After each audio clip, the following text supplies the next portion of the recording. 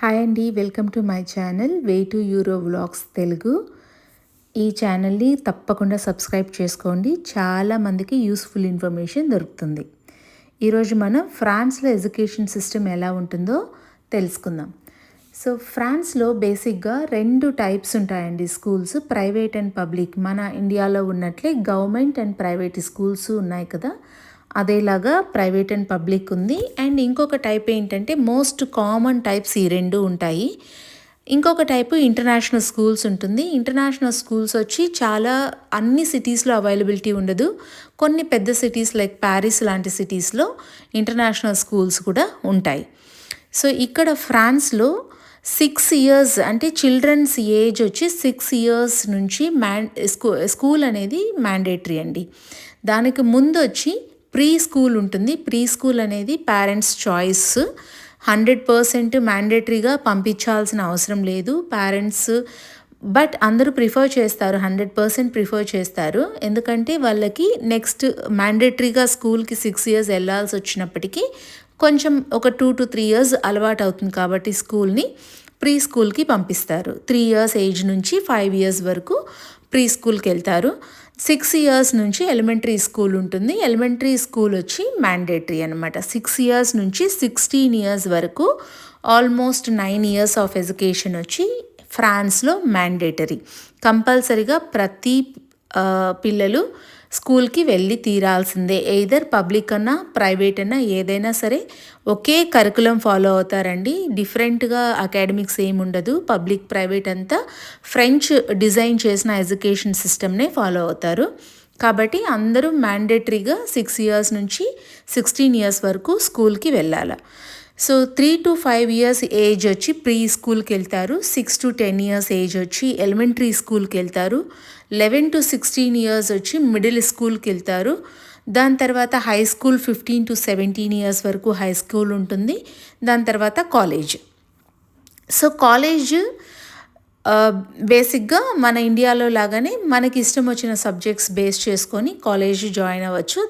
అంతకుముందు వరకు it is compulsory French mandatory అకాడమిక్కే ఉంటుందన్నమాట. సో ఇక్కడ వచ్చి కొంచెం యూఎస్కి ఫ్రాన్స్కి కంపారిజన్ ఇచ్చాను. సో యూఎస్లో ఎడ్యుకేషన్ సిస్టమ్ ఎలా ఉంటుంది, లైక్ ఈక్వాలెంట్గా ఫ్రాన్స్లో వచ్చి ఎడ్యుకేషన్ సిస్టమ్ ఎలా ఉంటుందని. రైట్ సైడ్ వచ్చి ఫ్రెంచ్ ఎడ్యుకేషన్ సిస్టమ్ మెన్షన్ చేశాము, లెఫ్ట్ సైడ్లో యూఎస్ ఎడ్యుకేషన్ సిస్టమ్ని మెన్షన్ చేశామన్నమాట.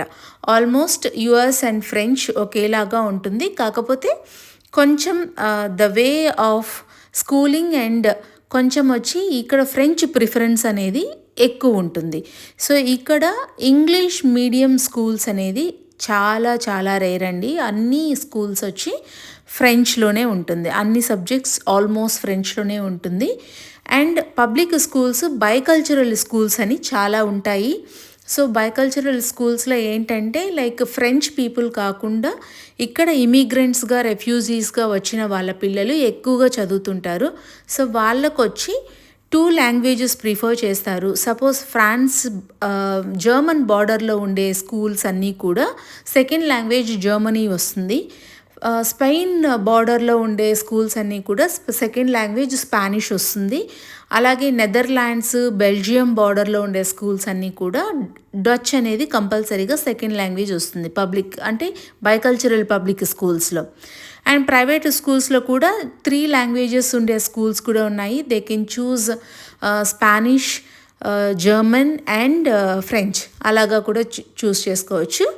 ఇంగ్లీష్ అనేది ఇక్కడ ఒక సబ్జెక్ట్ మాత్రమే. ఇంగ్లీష్ మీడియం అనేది చాలా రేర్గా ఇంటర్నేషనల్ స్కూల్స్లో మేబీ ఉండొచ్చు.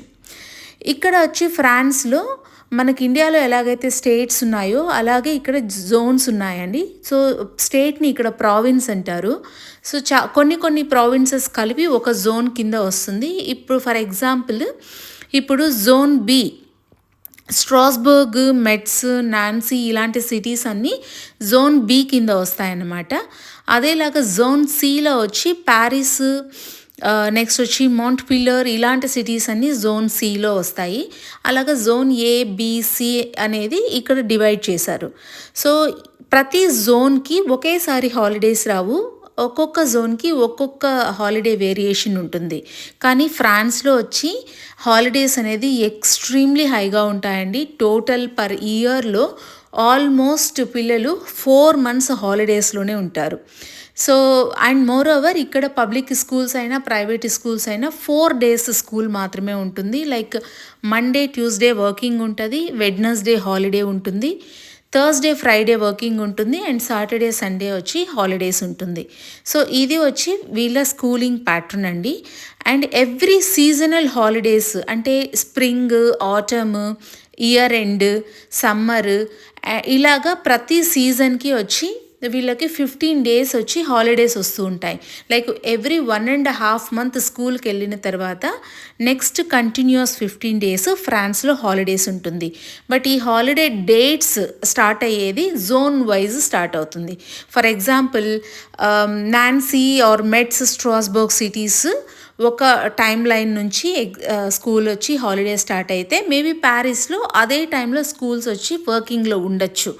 సో మేబీ దే విల్ వాళ్ళకొచ్చి ఒక 4 డేస్ 5 డేస్ తర్వాత నుంచి స్కూల్స్ వచ్చి వెకేషన్స్ ఉంటుంది.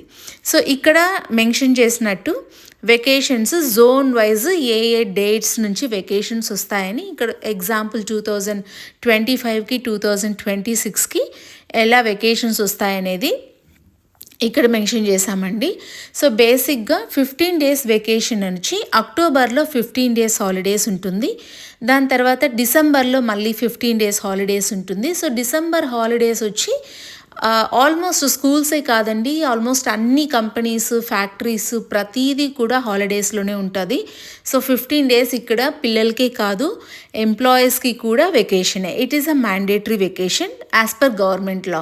ఎందుకంటే డిసెంబర్లో వీళ్ళకి క్రిస్మస్ సెలబ్రేషన్స్ వస్తుంది కాబట్టి of course French people Christianity follow అవుతారు and it's a Christian country కాబట్టి ఆబ్వియస్గా 15 డేస్ వీళ్ళకందరికీ మ్యాండేటరీ హాలిడేస్ డిసెంబర్లో ఉంటుంది.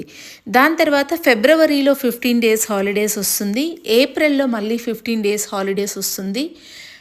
దాని తర్వాత మేలో వచ్చి 7 డేస్ మాత్రమే హాలిడేస్ ఉంటుంది. జూలై నుంచి ఆగస్ట్ వరకు కంప్లీట్గా 2 మంత్స్ సమ్మర్ హాలిడేస్ ఉంటుంది. సో బేసిక్గా July 3rd or 4th first week నుంచి సెప్టెంబర్ ఎండ్ వరకు ఆగస్ట్ ఎండ్ వరకు హాలిడేస్ ఉంటుంది. సెప్టెంబర్ బిగినింగ్లో మళ్ళీ స్కూల్ అనేది స్టార్ట్ అవుతుంది. సో ఇక్కడికి వచ్చే ఇమిగ్రెంట్స్ సపోజ్ ఇండియా నుంచి కానీ వేరే ఏ కంట్రీ నుంచి కానీ ఇమిగ్రెంట్స్ ఫస్ట్ ఫ్రాన్స్కి వచ్చిన తర్వాత వాళ్ళు వచ్చి ప్రతి ఊర్లో టౌన్ హాల్ అని ఉంటుందండి. ఇక్కడ మేరీ అంటారు. సో టౌన్ హాల్లో పోయేసి మన రెసిడెంట్స్ అంటే మనం ఎక్కడ స్టే చేస్తున్నాము, మన హౌస్ అడ్రస్ ఏంటి అనేది మనం రిజిస్టర్ చేసుకుంటే మన హౌస్కి నియర్ బై ఉండే స్కూల్స్లోనే వాళ్ళే అడ్మిషన్ ప్రొవైడ్ చేస్తారు పిల్లలకి. సో మనం ఆ లెటర్ పెట్టుకొని స్కూల్లో అడ్మిషన్ అనేది తీసుకోవచ్చు after holidays. So thank you. This is a French education system. Thanks for watching my channel. Please do subscribe without forgetting and share for the information.